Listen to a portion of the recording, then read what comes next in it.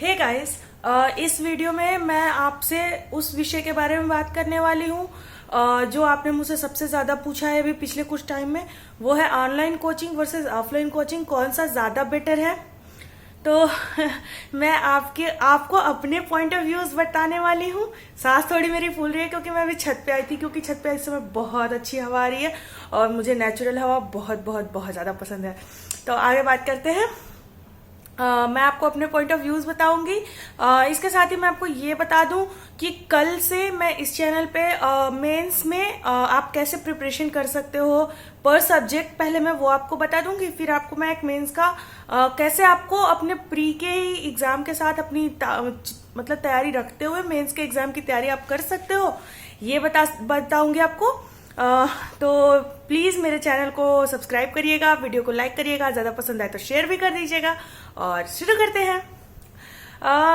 Online coaching versus offline coaching. Online coaching की जो सबसे अच्छी चीज है वो ये है कि एक तो जो एक डर होता है ना, जैसे मुझे ये चीज बहुत थी कि जब मैं ऑफलाइन क्लासेस में बच्चों के बीच में बैठती थी और मुझे कोई चीज मतलब कोई क्वेश्चन मुझे फंस गया, मुझे नहीं समझ आया, तो वहां मुझे पूछने में बहुत ज्यादा हेजिटेशन होती थी।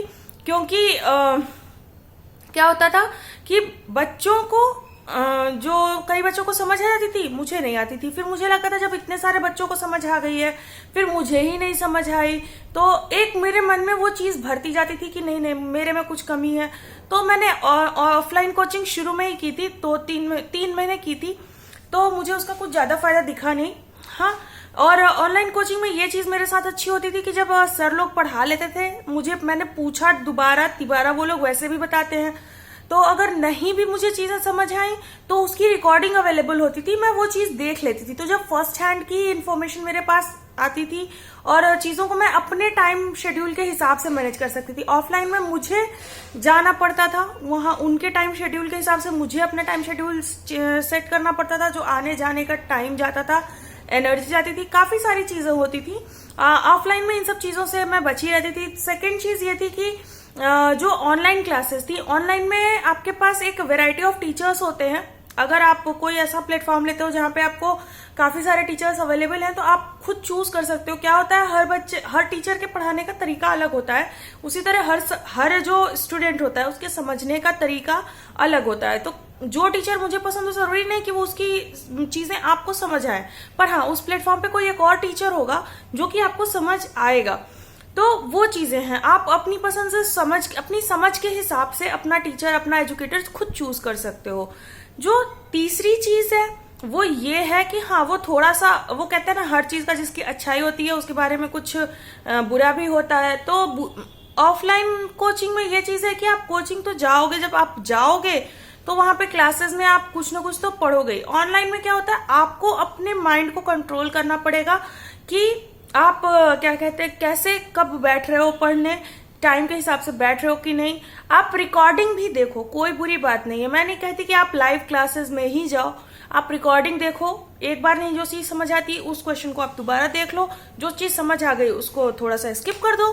तो ये सारी चीजें आपको अवेलेबल होती हैं ऑनलाइन क्लासेस में। तो मेरे हिसाब से मेरे लिए ऑनलाइन क्लासेस ज्यादा बेटर थी। मैंने काफी करी है, मैंने आप लोग को पहले भी बताया कि मैं हर मंथ का सब्सक्रिप्शन लेती थी अपनी ऑनलाइन क्लासेस का, मंथली सब्सक्रिप्शन। तो मैं तो यही कहूंगी कि ऑनलाइन क्लासेस ज्यादा बेटर है। आपको क्वेश्चन पूछने में भी कोई हेजिटेशन नहीं है, आपको बढ़िया से बढ़िया एजुकेटर उपलब्ध होते हैं। ये मेरे पॉइंट ऑफ व्यूज है, आपके पॉइंट ऑफ व्यूज मुझसे डिफर हो सकते हैं, तो आप अपने पॉइंट ऑफ व्यूज जो है वो कमेंट सेक्शन में जरूर लिखिएगा। मैं पढ़ूंगी, मैं जो भी होगा, और मैं रिप्लाई सारे कमेंट्स का ऑलमोस्ट करती हूँ।